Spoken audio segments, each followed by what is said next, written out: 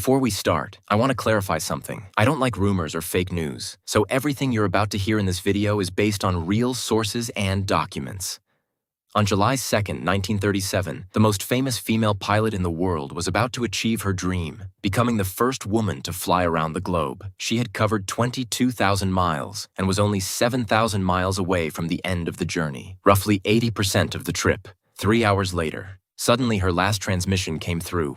"We are running out of fuel." She and her plane vanished completely from existence. No wreckage, no body, no trace. And to this day, no conclusive evidence of her disappearance has ever been found. Even after an entire century, it became one of the greatest mysteries in history. After in-depth research with the technical team, I bring you the truth about Amelia Earhart. Why was she the most famous woman in the world? What was the last radio message she sent? What evidence have researchers uncovered decades after her disappearance? And if Amelia Earhart really did vanish in the ocean, then where is the plane? You'll find out everything in this video.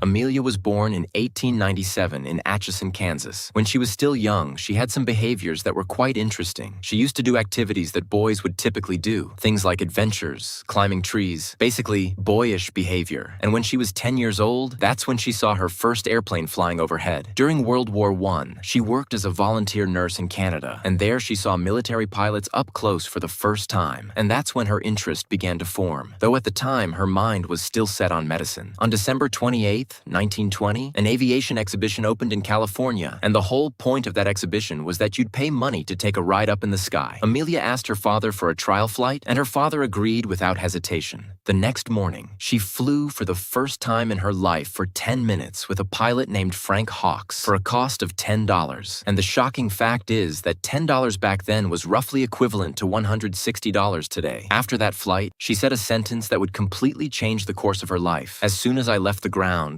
I knew I had to fly myself." At that time, flying was an entirely male-dominated field, but she broke every rule. Amelia decided to learn to fly, and she got help from a flight instructor named Nada Snook, who, notably, was the first woman to run her own aviation business. The first question Amelia asked her when she arrived was, "I want to fly. Will you teach me?" But the problem was that the lessons she was taking were very expensive. But she didn't stop there. She worked many different jobs. She was a photographer, a truck driver, and a telephone company employee. Also, she could eventually save up $1,000, which is equivalent to about $18,000 today, just to cover the cost of her training. January 3rd, 1920, was her first flying lesson, and just 6 months later, she had saved up enough money and bought her own plane, a bright yellow Kinner Airster, which she named the Canary. And me?